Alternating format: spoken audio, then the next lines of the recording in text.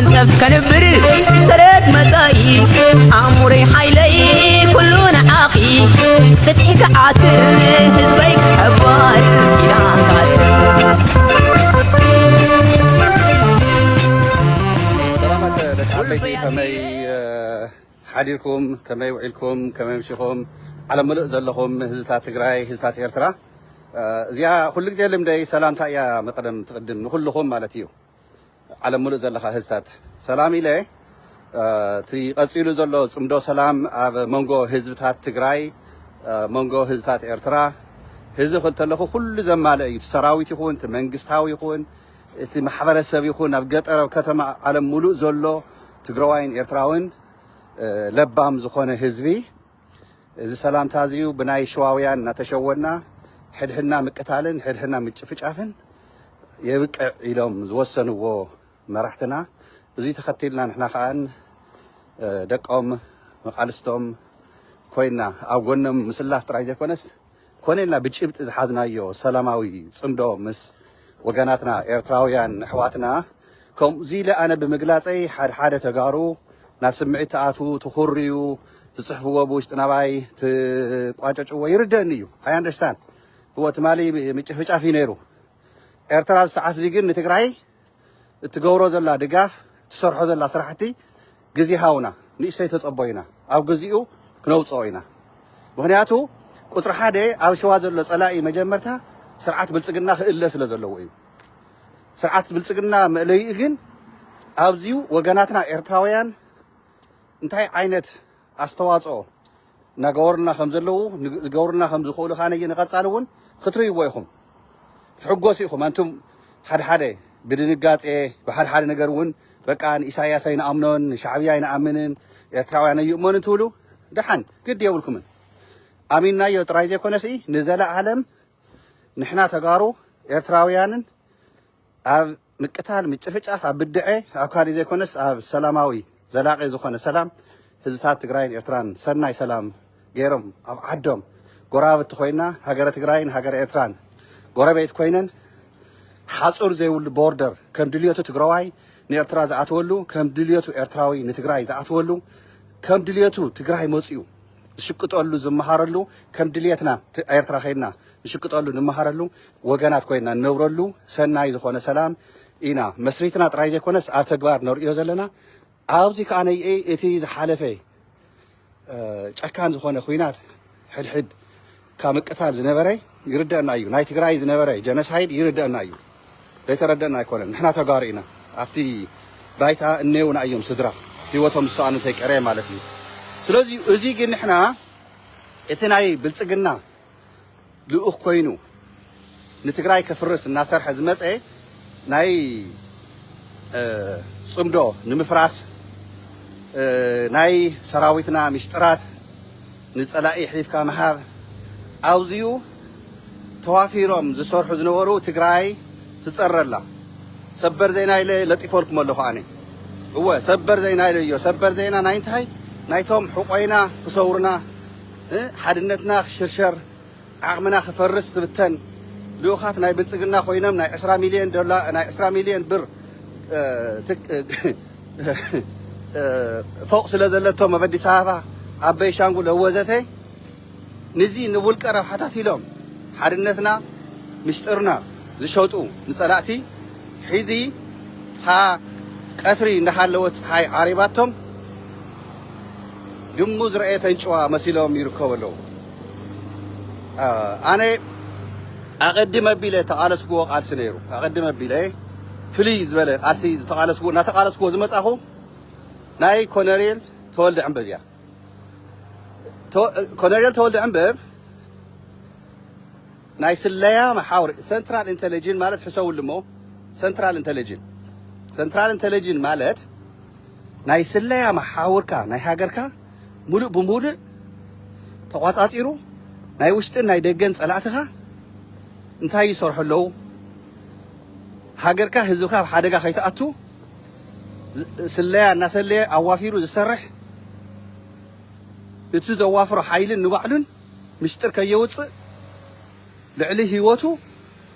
لعلي ولك روحاتاتو نعدن هزون زقدم ሓላፍነት ዝወሃበካ እዩ እዚ ዓብይ ሓላፍነት እዩ ተረድኡኒ ኣሕዋተይ ተተጋገዩ እንዳሓን ኣርሙኒ ግድ የብልኩምን عم زبالي تحقهم إلى زلهم المتاي مسلكم تولد عنبب أبجزيو تقاليسيو نتقراي تقاليسيو زي كحدن صار كانوا تقاليسيو جيتاتشو ون جوز هنا بوليتيكا فتنة ناقورة بلسقنا يدخلون يرفض خينات نهالنا حدهم أفتاجزيهم تقاليلهم تقاليسهم أستواصو غيرهم يوم نتقرايكم تزجر مني حدا والكسبات نقول كسبات كتنقصوا تقالسوا وقالسي ناي مجرشا محفر مخانقين أنا زفرجكم أنا زفردكم كي مسلكم حزب تقراي بعليو سراوي تقراي بعلي زوجكم ما عاد فلورات حيسكم نعدهم نتقالسكم صريحهم أما مجرشا كن فحت بلوه نقول كسبات كتنقصوا من كسرات تخيل زلهم أب حدا محور ميديا نعملنا تب تيك توك أب زقرا واجزية نتولد عم بتارجت غير كاي يلخا ودي شراس اللي زخونا يو إلكم حدا حواتي أحاتي قال بقال ذو أسكمني أب أنا بعلي مدرسة زخفت كوو ناي تيك توك ديسكشنات ميديا زمعاد معادات معيدكم من سميعكم ترديكم أيوة بتنايب علوم سوري دقاقي ممسلك سلز دول لي ذو قارص أنزل مسيق ريتا بزح نجر رينا تعزي مناينا جن حدا نجر اللي تحكي أنا ميكي تقراي أو يتبعت كالات تخيلة نخفتم نمسعي حوحاتنا أي سلطان كتفني وإذا ما أنا زأمنا زدقفة أكل سلطان كحزمت وحنقو بوياي لخيدة زخونة بيروخت وهابني أيكون نزك ألس ناتيك ألسي جنباري هيبه نتقالس كوز مسأخون هزبين عدي هو ودبي دقفه منقستي دقفه ناي وشتنا مشتر حليفهم زهو نسألاتي واقع خفولنا أيام إلى نمرحتي يقول وقيس أي بايزوي حزوني وقس أبجي قادر يقولوا يوقس زي كان خطن كرة من تاعي سقمت خسر من تاعي تولد عن باب واقع يخفلنا واقع يخفل وان تقرأ ناي تولد عم بوينجل بحق خر إنا حيزن حتت تولد عم بتلا عيله خاف سلطانه تأجيدو صنيحو تأجيدو زبل زرباسي حيز يكون تأجيدو تمالي يكون تأجيدو أو سومرز يكون تأجيدو كم تأجيدو كو دقاقي مي الري تقراي كيدا ليرة قدم تقراي مخادين تقراي بس حمس مسأخون دقاقي مي دارقانا حدا عامت قال يخونكو ناي تولد عم مريحنا تقراي النفلت أن هالوي إسكاب حيزي مقطعتنا أنا يحزن بطعمي يحزن جزية بموسادنا لعل عامة تحيزنا أتحيزي إتهم حد حواتنا تحابري تحيزهم تإنفورميشن حيزهم دبي سوق زولو محور ميديا ناوصو إني جيتاچو نصارك أنكو أنا جيتاچو ويصارك أنكو ناتي ربحة نايولك أي ربحة كو زوسد اللي قداي كوي بالليل كم ولك خميك تقراي كم حادة قالاساي بولك أنا عايز ودولن بدل كويلن نهزبين عدين كحيدن بديلهم إيه مبرجيتاچو كو سانيتايزر تباهيلو كصوا عن كله سانيتايزر إلى تقبلكو خافتم تقبلوا حدا أنا كوي أما تشرش جن كحدت المت مستجمرت قال استجمرة أب محبر ميديا زندخم تقالستي إنا تولو جن ناي تولد عم بيب دقاقي ما يزخلو ناتجفلقكو ناتتصرفكو أما قال خيده سلسته سباتيو ناي سلايا محاور نص زوافرم تخاطاتلو ولي ميكيلو أوافير لين يروح نقراكم سلسته سبات تولد عم بيب لكم زلو سلسته سبات ناي أبي هوتيل يعرف نيري أبي مس بيتسب ينقصقص نيري مسمن انتهي سرح نيري تقرايسي أوافير لين يروح ناك خالي ترف دورها احتيرات تروحو عاغمي ناي تولد عم بيب حد جزيه عام خام مفلات ونصبغيو هزنيو بقى عبد فرزولو فقود تيك توك فقود يوتيوب فقود فيسبوك يعودو بقى عبد فرد بقى سويلكا بسوسي بقى تولد عم بس كيتن كفام خمسي بقى تولد تايم أقولكم تولد عم بنحر ናይ ስለያ ሰንትራል ኢንተለጀንስ ናይ ትግራይ ስለያ መሓውር እንድሕር ዘይመርሒዋ ንሱሲ ካሊ ጅግና ትግራይ የለን ካሊ ናይ ስለያ መሓውር ዓቕሚ ዘለዎ የለን ኣደ ትግራይስ ሓደ እያ ወሊዳ በቃ ሓደ ጅግና መኻስ ምስጢርካ ክነግረኩም እስቲ ናይ ተወልደ ዕንብብ ጉድ ስግረዶው ኣብ ስግረዶው ኢዱ ዘርጊሑ ፐርሰንቴጅ ዝቕበል ነበረ ካብ ኤርትራውያን ዶላር ኮ እዩ እዚ ከሒታ አንኩትሉ ኣብ ሰብ ምዝዋር ኣብ ጭውያታት ኣብ ሕንግታት ኣብ ሰባት ተቆተሉ እዚያት ሰንትራል ኢንተለጀንስ ኮይንካ ዝኩሉ ኢንፎርሜሽን ምፍላጥ ጥራይ ዘይኮነስ ንስኻ ንገንዘብ ክትብል ክንደይ ጉድ ኣብ ኢድካ ዘሎ መሳርያታት ዘይሕጋው ዘይተጋድሉ ተጋዲሎም እናተባሃለ ዘዋፈሮም ሓይልታት ፈርሙሎም ሃወም ሽጉጥ ሃወም ከላሽ እናበለ ዝሰርሖ ዝነበረ ኣነ ደጋጊመ እናተዛረብኩ ኩሉ መጽ ይኮነ በጠቃታውን ይሰደለኝ ነይሩ ብውሽጢ ብተዘዋዋሪ ኣብ ትግራይ እንዳሃለኹ ዓቕሚ ከም ዘይብሉ ፍሉጥ እዩ ምክንያቱ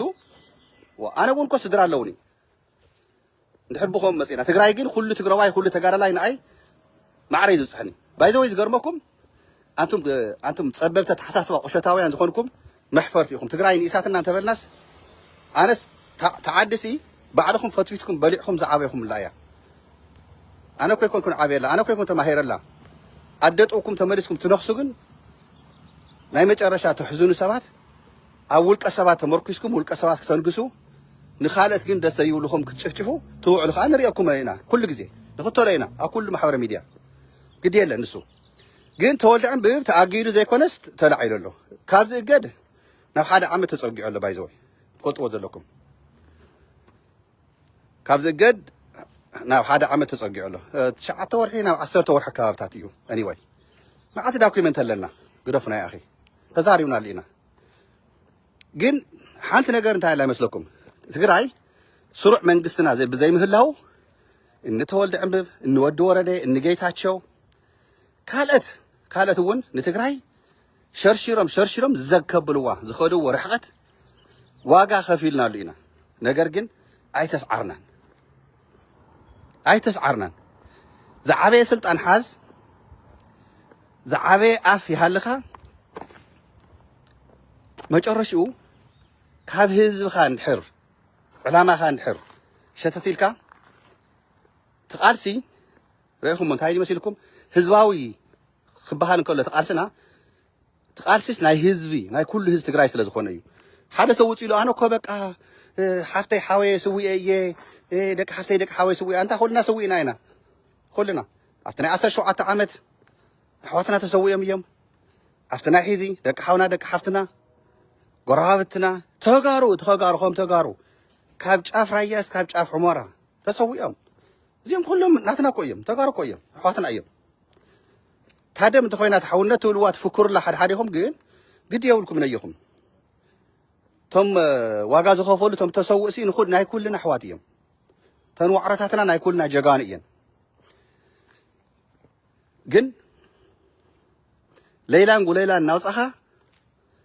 ጉዳይ ናይ ተወልደ ዕንበብ ብጣዕሚ እዙይ ዝኣክል ግዜ ክወስድ ዘይግብኦ ዝነበረ ኣነ ሓደ ግዜ ምር ቢል እናወፃኹ ዝዛረቡ ዝነበርኩ ግን እቲ ዝነበረ ጉዲ እቲ ምሽጥራት ሕሰውሉ እሞ ተወልደ ዕንበብሲ ኣነ ደጋጊመ ቅድሚ ሕዚ ነጊረኩም እየ ሕፅረ ቢለ ከስታውሰኩም መጀመርታ ናብ ኣሜሪካ መፅኡ ምስ ኣሜሪካ CIA ርክክብ እዩ ገይሩ ናይ ትግራይ ኢንፎርሜሽን ንCIA እናሓለፈ ዝሃበ ምስጢር ናሕሊፉ ዝሃበና ኢለ ተዛሪበኩም እየ ቅድሚ ሕዚ ሓድሽ ነገር ኣይኮነን እዚዩ ንገልገለይኩም ዘይሰማዕኹምን ግን ሪፍሬሽ ይኹንኩም እዚ ሓደ በሉ ካልኣይ ስታሊን እውን ከውፅኦ እዩ ዝኸውን ኢለ ተስፋ ይገብር ምክንያቱ መብዛሕትኡ እቲ ዳኩመንት ስታሊን እውን ኣለዎ እዩ ፈልጥ እየ ኣነ ነገረኩም ስታሊን ግን ብትዕግስቲ ርግኡ ኢሉ እዩ ዝሰርሖ ስራሕቲ ኣነ ግን ብኢዋን እየ ዘውፅኦ እቲ ጉዳይ እዚዩ በቃ ቃልስና ፍሉይ ዝገብሮ ማለት እዩ ኣብ ኣሜሪካ መፅኡ ኮነሪየል ተወልደ ዕንብብ ናይ ስለያ ላፕቶፕ ንመን ኤምባሲ ከኣምንዎ ምእንታ ከም ዘረከቦም ምስጢር ናይ ስለያ መሓውር ትግራይ ዝሓዘ ላፕቶፕ ክትኣምኑን ምእንታይ ኢሉ ኣብ ኣሜሪካ መፅኡ ንናይ መን ኤምባሲ ከም ዘረከበ ከም ዝሃበ እምነት ከም ዘሕደረ ኣብ ኣሜሪካ መፅኡ ናይ ኣሜሪካ CIA ጥራይ ተራኺቡ ኮ ይመስለኩም رأيكم بلسقنا زي وافروا قرشي يلن زي كودو خيدي يلن تقراين مفراس بمسارة بعدكي بكل حيلي خنفرس كنسعر سلا زي كأننا بتوم انكوز خونو تكالاتنا بودبنا حوحات ان جيتاتشو حيزو نزي ود ورد حيزو اني دحان تنكو على يتروفنا دحان ونياتو نابكالي خوص لنا اي اوقسم كيدم توساني خوصن تولو ناي حوحات تساوس دو سالاسان شعاتن منقسنا يملس يدوم خوصن كلو اتو منقست خملس يولن يلوم اقوام زي كونسي علامة منقست خيملس تقالسو منقستنا خيملس نابوتوس ما خلاي كلمة حوحات كوينم تقالسو تدخمتنا حوحات سي زياتهم وعالم صاريهم ابقى يد خياتو جمجيبا سلطانه متحتب بلا قليلا تقصنا ملا سلازي ابقى صار زمص غواي ناي تودي حوحات كازم سواسياتهم اتي كادر حوحات اتي زمرص حوحات لحد شحن 30 كلتن يقلتولو ወይ شحن 800 ዝህልዎ على كادرታት እዚሁ እስራትኩም ጸሪኹም ገምጊምኩም 10 ዓመት የግልግል ሓደ 30 ዓመት የግልግል ሓደ አፍታናይ ሒዝ ዕላማ አፍታናይ ሒዝ ኸይድ ግን ንውድብ ዝኸ ሓደ ንትግራይ ክትፈርስ ዝተሰለፈ ምጸላ እዩ ንሕና ህዝባዊ ወያነ ሓርነት ትግራይ እምበር ህዝባዊ ወያነ ሓርነት ኢትዮጵያ ዝሓዘ ዕላማ ኣብ ውድብ ሕወሓት ማእኸላይ ከምቲ ኮይኑ ከግልግል ግደፍዎ ኣባል ኮይኑ ከግልግል ግን ግቦ ኣይኮነን እየ ዝብለኩም ኣነ ህዝባዊ ወያነ ሓርነት ትግራይ ሓራነ ትግራይ ዝሓስብ መርሒ ኢና ንደሊ ህዝባዊ ወያነ ሓርነት ኢትዮጵያ ኣይኮንና ንደሊ ህዝባዊ ወያነ ሓርነት ኢትዮጵያ ዕላማማ ርኢና እየኮ ኢህአደግ ኢሉ ተመስሪቱ መጨረሻው በሊዓትና ኮ ኢትዮጵያ ምዛ ዝብእ ዝኾነት ዝበልዕትና ሃገር ተሰለፍኩም እንተወልደ ዕምብ ምስጢር ናይ ትግራይ ሕሊፍኩም ንሃብኩም ንዚ ደግፍኩም ዝዓፈርኩም ዝዓወድኩም ተጋሩ ግን ብጣዕሚ ኣነ ሓፊረልኩም ብጣዕሚ ዘኽብረኩም ዝነበርኩም ብጣዕሚ ዓብይ ክብሪ ዝነበረኒ ውልቀ ሰባት ተተንኪፎም ኢልኩም ዘጉራዕኩም ዒምዒም ዝበልኩም ዝገርም እዩ ተወልደ ዕምብ ጸልዮ እየ ከይመስለኩም እንታይ ገይሩኒ እንታይ በዲልኒ ንኣይ ንዓደይ ይበዲሉ ንህዝበይ ይበዲሉ ክሒዱ ኣያታትና መልሓሰም ቆሪፆም ምስጢር ከየውፅኡ መልሓስካ ከመይ ዝቁረፀት ሰባት ኣነሲ መልሓሰይ ብኢደይ ክስሕቦ እውን ኣይክእልን ባይዘወይ ተኣምር ኮ እዩ ተኣምር ዝሰርሑ እንዳሃለውና ኤክስትራኦርዲናሪ ዝኾኑ ኤግዛምፕለሪ ዝኾኑ መራሕቲ ኣብ ርእሲ መሬት እውን ኣለውና ኮ ሒዚ ሓደ ኣነ እታ ትግራይ ወዮ ብደንብ እንድየ ሒዚ እውን ዝመሃራ ዘለኹ ሒዝስ ኣብቲ ናይ ኩናት ግዜ ሲ በቃ ንሕና ኢና ምስ መራሕቲ ንራኸብ ንሕና ኢና ከምዚ እናበሉ ዝዛረቡ ሰባት ይሰምዕ ነይረ ማለት እዩ ኣነ ከዓ በቃ ዋይ ኣታ ትግራይስ በቃ ኣብ ደገ ዝኒአው እውን ለባማት ኣብ ትግራይ ዓብዮም ምስ መራሕትና ርክክብ እናገበሩ በቃ ለካስ ንባዕሎም ክዕብዩስ ስቁ ኢሎም ይንፍሑ በቃ ይንፍሑ ከምዚ ነፋሒቶ ዲኹም ትብልዎ በቃ ስቁ ኢሎም ለቆታ ከም ለቆታ ይንፍሑ ስቁ ኢሎም ኣብ ሰላማዊ ሰልፊ ንወፅእ እሞ በቃ ኣነ ምስ እከለ ይራኸብ ይብሉኻ ዋው ኣታ ፅቡቕ እዩ ባዚ በቃ እንድሕር ትራኸቡ ኮይንኩም በሉ እዚ ኢልኩም ንገርዎም ዳሕራይ ኣነ ዓዲ ምኻድ ምስ ጀመርኩ ምስቶም መሪሕነት እውን ብኣካል ይኹን ብስልኪ ምንጋር ምስ ጀመርኩ ምቅል ሓደ ኣለኩም ኣይኮነን ዋይ ከምዚ ዲ ነይሩ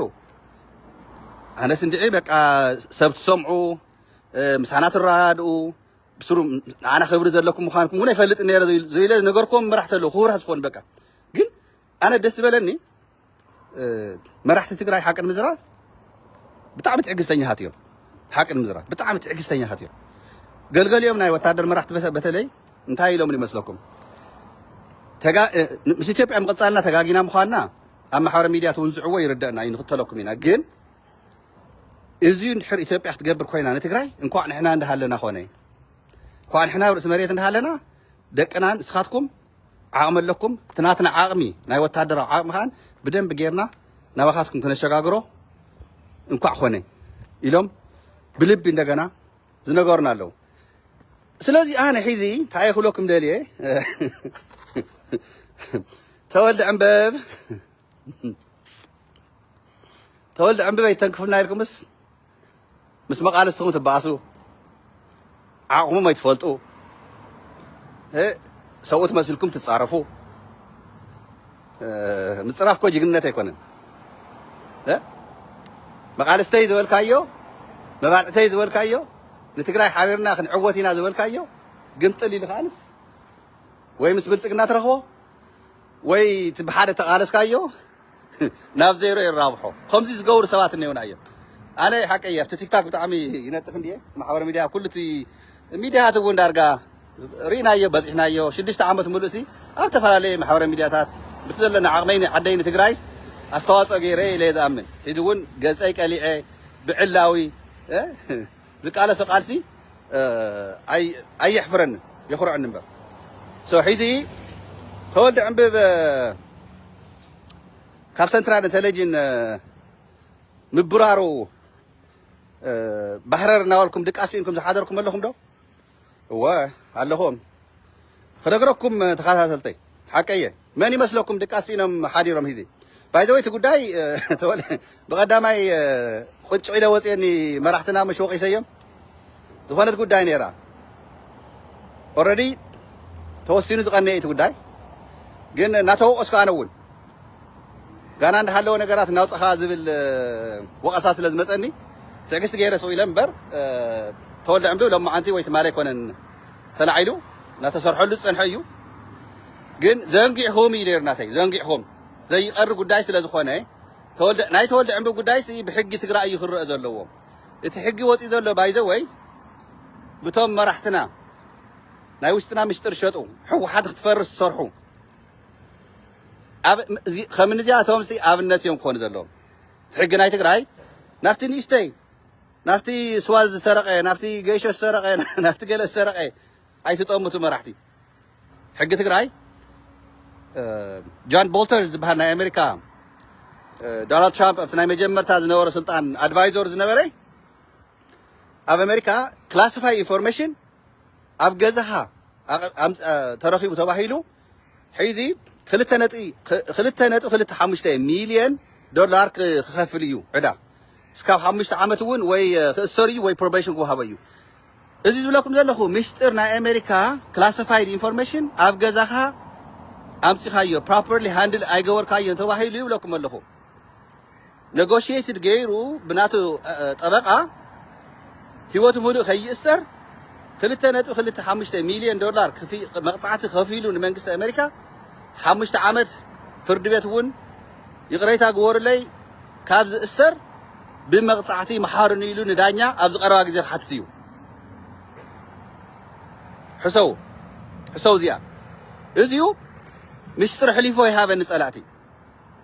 ጆን ቦልተር ናይ ኣሜሪካ ፕሬዚደንት ኣድቫይዘር ዝነበረ ማለት እዩ ምስጢር ኣይሸጠን ንራሻ ምስጢር ናይ ኣሜሪካ ይሸጠን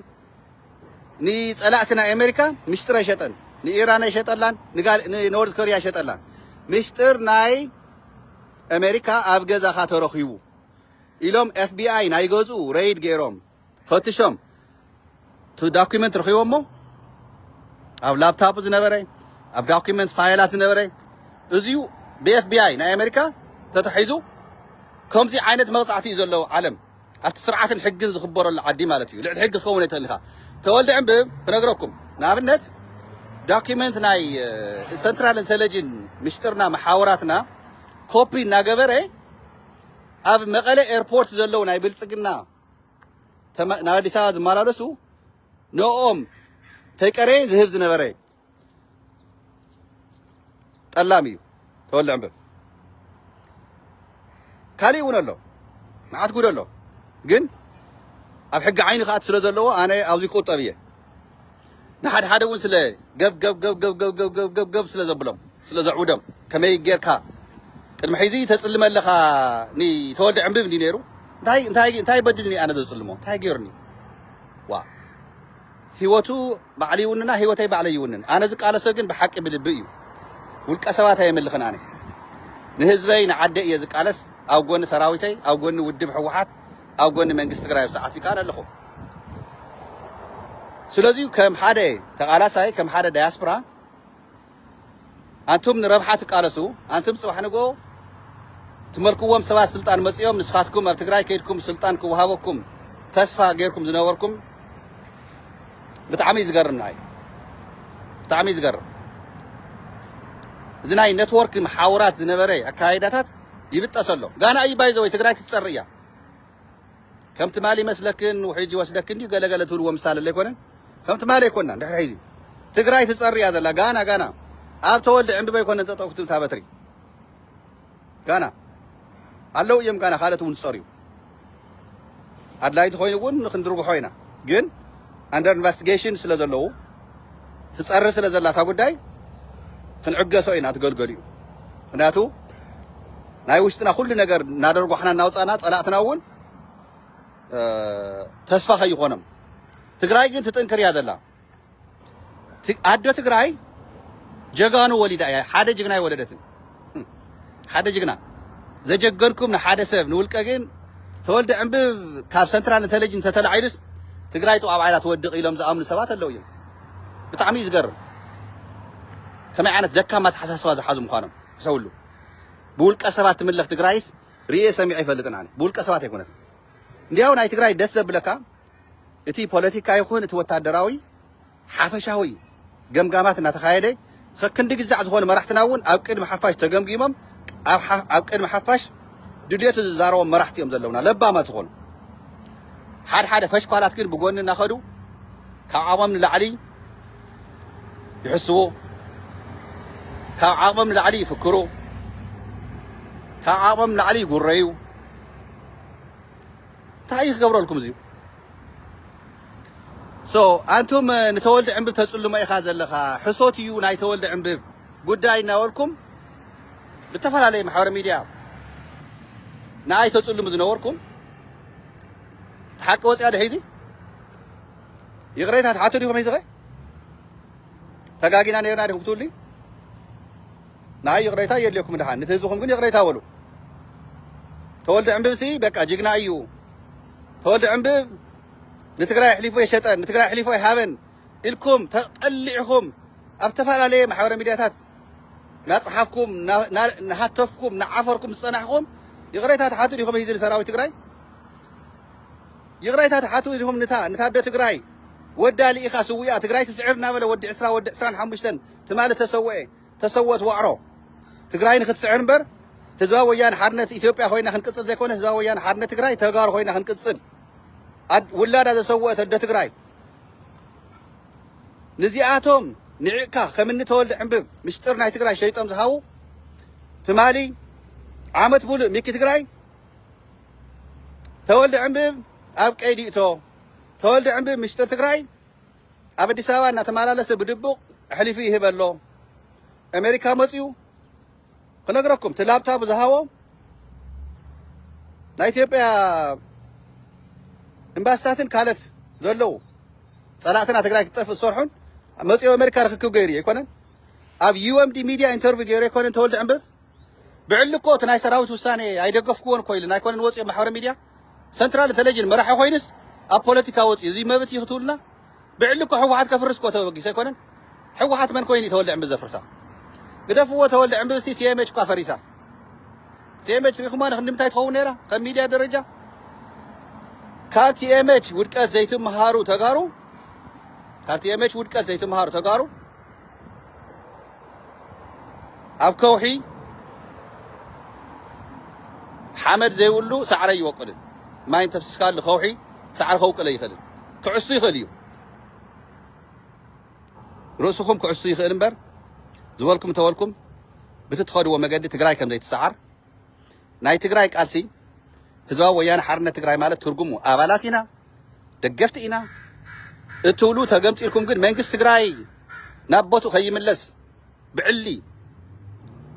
ዝመፀ ይምፃእ ካቢነ ናይ ትግራይ ካቢነ መጆሪቲ ሕወሓት ስለ ዝኾነት እቲ ቤት ምክሪ ይመለስ እምበር ብግዝያዊ ንቐፅል እናበልኩም ትሰርሑ ዝነበርኩም ኣካላት ልኡኻት ናይ ብልፅግና ምዃንኩም ግልፂ እዩ ኣይጠፈና ናይ ብልፅግና ልኡኻት ኢኹም ናይ ውልቀ ረብሓታት ኢኹም ተማዕዱ ናይ ህዝቢ ትግራይ ኣይኮነ ተማዕዱ ሓደ ሻምበል ገብረ ዝበሃል ደጋጊመ ዝልጥፎ ዝነበርኩ ኣብ ዓዲግራት ዝቐተሎም ቆልዑ እቶም ወለዲ ኣብ ዓዲግራት ጠሪዖም ኣብ መቐለ ጠሪዖም ዝሓለፈ ግዜ ዝሰምዖም ስኢኖም ተዛሪብና መጨረሹ ግን ዝሰምዑና ለባማ ዝኾኑ መራሕቲ ናይ ፖሊስ ናይ ፀጥታ ተረኺቦም እቶም ስድራ ኢንተርቪው ተገይሮም ተሓቂ መፅኡ ሻምበል ገብረ ሒዘ በሎ ተኣሲሩ ኣሎ ኣይኮነን ጋና ክትፀሪ እያ ትግራይ ክትፀሪ እያ ፅግዕና መሓሺ ድሕሪ ሒዝ የለን ንውድብ ክተፍርስ ንውልቀ ሰባት ክተምልኽ تقرأ أنت عفرك أفسركي أبطلقكم تنيرك أنا بيشم كان ناس أوعه إيه تقول كهوس إذا حد تقرأي ترد لك ميك تقرأي زعلم زي أخلنا بايدوي حنتك زي أنا نبر الله حنتك زي أنا نبر الله كم زين دقات أنا خنقرأكم تولد عم بزوافرهم سبات مقالة ناي خكاتاتلو كفتم زوافرهم بس دقات أم خوينو دفولتم يوم دقات أم خوينو سلسلة خونا يقول أنا تيم فورميشن تولي لبتحني بجنبار عدقرات يكون بجنبار راما نا بجنبار شرارو مسير ترى زنبرة رخكمنا ناي صمدو بدم بجيرو وافيرو صمدو مسير ترى نمفراس زي كودو خيدي يلن تولد عمبك هز تقراي تخوط لك هذه صمدو إنكو مواصعونا تقراي سلسة مئة الساندقر تعاتيا أي تتأفئن إلنا استقالسنا يقارسي إزين مفراس بلسقنا تقراي قطاطرا نموفر عدوى خنتيبات لا عيل الكان نمقرع زقبر صنح شرحتاتن قرحتاتن ناي بلسقنا عسوات ناي بلسقنا لؤخات كاب طابيا كاب وردا كاب قشت تيقري بلسقنا زوافرم ناي بلسقنا لؤخات كوينم لبام ناول حقي الى نخبر زلنا እናወሉ بوشت خوينم محاور كوطسو تزرغيحم توافيرم زصنحو ايوم زصوري زلو تግራይ ሒዚ حوسوس كيب لكم مريته تግራይ تشرشير እዩ اب عدوا تشرشير እዩ اب اقسم تشرشير እዩ اب شيره تشرشير እዩ اب مقله تشرشير እዩ اب تنبين تشرشير እዩ اب عدግራት تشرشير እዩ اب راما تشرشير እዩ اب مخون تشرشير እዩ اب علامات تشرشير እዩ اب واجا تشرشير እዩ اب وجرات تشرشير እዩ اب تግራይ اب عدوا حلف ناي مريت سرقن مچوربارن يلن حلف ايكونن او تخرت تغيرلو زلو حيزون نمنتا ايتلكم جين تارجت مرحتي حوحات منغستي تግራይ تارجت غيركا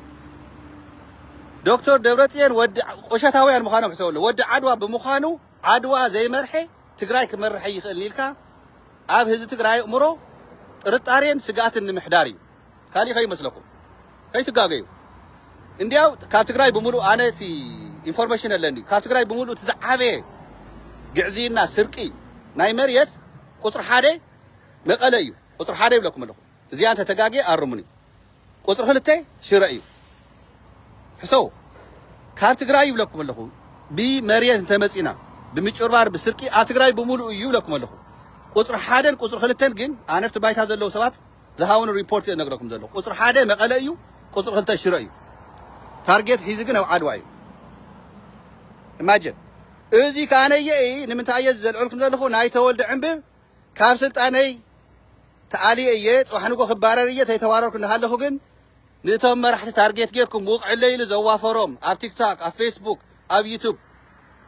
ትርእይዎም ዘለኹም ከመይ ይዘውረሉ እቲ ጉዳይ إذا ما عالتها أنا تيك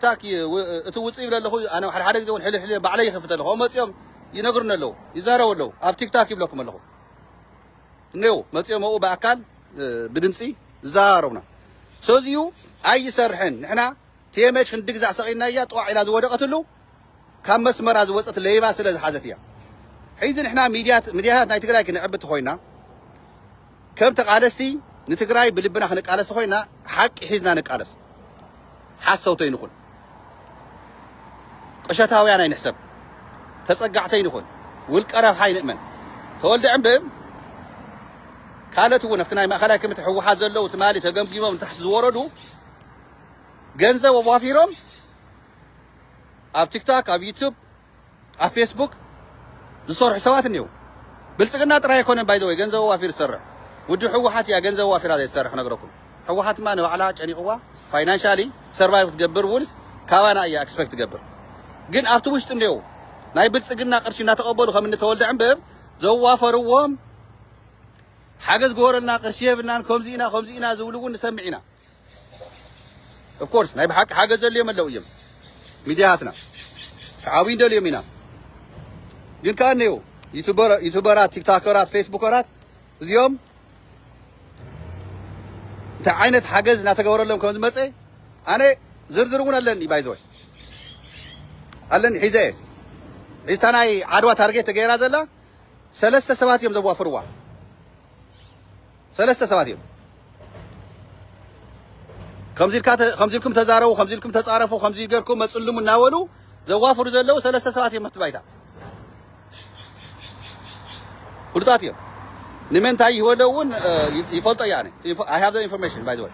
كمان ناقور يزاور ولو كم تزوركم جين ناي مريت مشرشار مسرع مش أربعة قصر حدا مقلية قصر خلت شرية أفتكري بمول أجن تشرشرة تسرق أيه مريت تقرأ إذا حافشاوي حق سرعات خبر سرح عبي زدلي أيه سلودي إذا تسقى إلك هيدا عدوى حدا كنتي واتلا عيل كان مقرع إيه تكايد عيل كان حاف كف مال نايت خنتيبا نايت عدوى ناي مريت مشرشار سقم كهي مسلكم تارجت زقبر زلو منقست تقراي نمنتاي نابوتو تملسي صباح نقول احنا عدل كنركب سلطان كنركب هافته جنت نبعنا مريت ولك وهابنا نبعنا كله سريحنا مጨረሽ فوريسنا تفشيلنا إلهم تيك توكرات يوتيوبرات فيسبوكرات يقرعوا له هذي يقرعوا له مخنياتو ليبا نليبا كما زملكو نريو لنا برت ولد عنبب نهزون عدو خيرو تزحزو بيرو بقباب تزمرحو نيرو نابكم زيات زرواونا يماتنا نيرنا أي ماتنا زيك تفلطوا ولكم سلازيو ناي تقراي قداي نابنا تبز حالفة قزيون عب السودان بقديتا ناتقففو كم عسكرات ناب أرم 7 يوصل له تواهيلو تونزعي بروباغندا ونيريو أرم 7 من فراستاي كم تخون فلطة منا فيديوهات اللي يخلق لكم إياه صحفاتون دحنا زي اللي تخوين يخسر لكم إياه بون بدليات من سي تقراي أفسدس زل يخون بعدي ناس سراويتو بدلياتو يصنبر زل حيزي هناتو تقراي كنا وحست تقراي كنا الحين تخوينا كله ببوتو بب كواويو قصاته فلو أبقالسي ناب أرم 7 يصنبر زلو بدلياتهم ناب أرم 7 يصنبر زلو حمر حران موصايو معراب تقراي حران موصايو هزب تقراي نعدن مملاس إيو تقالسي بدلياتهم إيوم ناب أرم 7 زاءته زلو تقادلتنا أب ساعتي بدلياتهم أب سودان سدت زلو ياخلنا موت ياخلنا سقاي مكرا أب شندا خوينا مس أرم 7 خوينا جن عدنا حرخنا وصينا يلو ما عجقنا أي حزنا أرم 7 بعد زاءته زلو زي تفوت لك هاي تقراي زوم بروباغندا سرح زلو ناي لوخات بلصقنا جن حسود مخانو ربع خندت أنا زفوت أنا أرم 7 قداي أيكون زم ساسيات ما ودي سوا زلوا يكون زفوتوا أنا ولا أمريكا ده هالخصي فتشن 10 سنة نفت بيت أنيرو أرم 7 مو كل يزفوت أرم 7 أفت بيت هذا قالوا سخانة وزي كاتل اليوم حد زولو تتجاجي الروماني تقولي النخاني حجزني كم يخانا يتجارو نايت خالصنا حبرنا حبراو قالسي يمبر ولك أو يكون ميكي ولك بوين ما تعالي ودق صح حبراو سلسلة خونة قالسجن مسمارحنا نرحبين أنا أقولكم تقولوا تفكروا دحنا يوم نحنا ون لومس تمسجنين نبل نايبين تخون فليات ما راح تكون ناي كلنا ما راح تيجي بتزملكتنا بتزلينا سرح حبينا نسرح لنا نقطوه مشترنا ون نقطوه هنا راح نفولت هنا أمريكا عبايد هون كام يكين مشتريت فلتن مشتريت حزن قلقلة تقولون سوي كازي عبد بدي يزولا عني عبد بدي يزولا إذا تم ما راح تي يفولتوه بعلم أب جيجا نقدر كان بعلم يرمنا بعلم يرادونا سجى ميل النسو جن ما رحنا تقراي أو صبوا درجة لبس عزيز تجاوي جيجات ناو أسنا حيزي هابتري وات إلى الله تتجبا بوتها توقع الله زيانا خاتت سبينا ليت تشكر كاري ينك أسقاسن أبتقراي أما قلي أبكاري ون قصليو شفاتو كم ليتهم شرشرو كم ليتهم مناسي كابتقراي زوجو هنگ ناقور سبز قتلو أفسر قدركو نعو تقالسو نعو نهزهم تسلفوا تباهيلهم كحبوا خدبقوا استسرح شرحتها تردين أي إذا حيدي بشكواي بوليس تقراي أواجه وسيله إذا بمنجستاوي منجست سلزل لنا ريحمو عفرتين نجيتاتشو الناس أركان النود ورد زجورو أوزي نتودع عم بزواسو أما خلاك متزلوا وحدات فشكالات ودينا خفرسو መንግስትና ናብ ቦቱ ከይምለስ ተቃለሱና ተሳዒሮም ናይዚኦም ኮራኹር ሶሻል ሚዲያታት ነጠፍቲ ተሳዒሮም ኣብ ትግራይ ሕግን ስርዓትን ይኽበር ኣሎ ቀፂልና ናብ መኸተና ኢና ቀፂልና ናብ ቃልስና ናብ ምዕራብ ትግራይ ኢና ኣርሚ ሰብዓ ይኹን ካሊእ ሰራዊት 43 ምስ ኣርሚ ሰብዓ ተፀምቢሩ ዘሎ ምዕራብ ትግራይ ክምልስ እዩ ንሕና ኣቀባጢርና ለሚና ኣሜሪካ ሸምጊላትና ኣባሳንጆ ሸምጊልና ዘይኮነ ብቕልፅምና እዩ ሓይልና ጠናኺርና ዓድና ንኣቱ ኣብ ውሽጥና ዘለው ልኡኻት ናይ ብልፅግና ሕድሕዶም ምብራር ጥራይ ዘይኮነስ ናብ ቀይዲ ይኣቱ መጨረሻ ዝብለኩም እኒ ተወልደ ዕንብብ ጥራይ በይኑ ከይመስለኩም ንኻቶም ሓውር ሂዚ ብናይ ቀይሕ መስቀል ብናይ WHO ናይ ወርልድ ሄልት ኦርጋናይዜሽን መካይን ናይ UN መካይን ኣብ ትግራይ ዝንቀሳቐሳ ብኣተን ተደቢቖም ካብ ትግራይ ክወፁ ዝሰርሕዎ ዘለው ሽርሕታት ነጊሮኩም እየ ቅድሚ 2 መዓልቲ ፀጥታ ትግራይ ሰራዊት ትግራይ ህዝቢ ትግራይ ልቢ ግበር እዚኣቶም ናብ ፀላኢ ሃዲሞም መምሊጦም ማለት ተወሳኺ ዋጋ ከኽፍለና እዩ ንሕና ስለዚዩ እንተወልደ ዕንብብ እንወዲ ወረደይ ካልኦት እውን ዘለው ፅባሕ ንጎ ስሉኽ ኢሎም ናብ ኣዲስ ኣበባ ስለ ዝሃድሙ ናብ ኣያታቶም ናብ መለኽቶም ናፍቶም ዝዓስዎም ዝፀንሑ እዚኣቶም 24 ሰዓት ምክትታል ወይ ድማ ብቲ ተጠርጢሮሞ ዘለው ገበን ናብ ቀይዲ ምእታው እዩ ኣነ እንተ ከም ኣነ ተዝኸውን ነይረ እዚኣቶም ዓበይቲ ወንጀላት ስለ ዝጥርጠሩ ምክትታል ዘይኮንካ ትገብረሎም እዚኣቶም ሕድሕዶም ሞባይሎም ምንጥደቢልካ እስር ቤት ተእትዎም ላፕታፖምን ሞባይሎምን ሕዲካ ተኣስሮም ኣብ ወታደራዊ እስር ተፅንሖም እስካብ ዝፃረ ካብ ሙሉእ ንፀሪ ትግራይ ብሙሉእ እስካብ ትፀሪ እዚኣቶም ብጥርጣሬ ኢልካ ኣብ ቀይዲ ወታደራዊ እስር ቤት ተእትዎም ልፍዓተይ ኣይተቃለሰን ድዩ ትግራይ ኣይተቃለሰን ድዩ ምስጢር ናይ ትግራይ ከይ ናውፅአ ነገራት እናባላሸወ ስለ ዝኾነ ደይኮነን እዩ ናብ ቀይዲ ኣትዩ ስለዚዩ እንተወልደ ዕንብብ ናብ ቀይዲ ዘያትዎ ምክንያታ እዩ ተኣጊዶም ፀኒሖም ተባሪሮም ኣለዉ ሒዘ ኣይኮነን ኣለዉ ባይዘወይ ብዙሕ ምዝራበይ የድልን ብርኮ ብቐዳማይ እውን ከለዉ ተኣሰሩ ናይ ተወልደ ዕንብብ መሓውር ኣይኮነን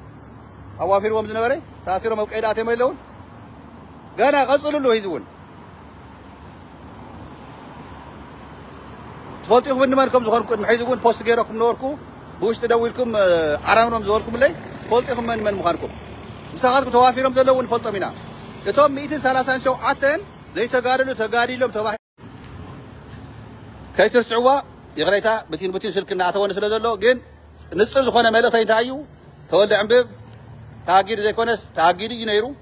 ተኣጊዱ ፀኒሑ ሒዚ ግን ሙሉእ ካብ ስልጣን ተላዒሉ ኣሎ ሒዚ ከዓ ንሓትት ብሕጊ ትግራይ ይጠይቀና ባህልቲና ብሕጊ ትግራይ ይጠይቀና ናብ ኣዲስ ኣበባ ሃዲሙ ከይኸይድ ኣብ ቀይዲ እቶ እወ ናፍቶም ዓሰብቱ ሸተት ኢሉ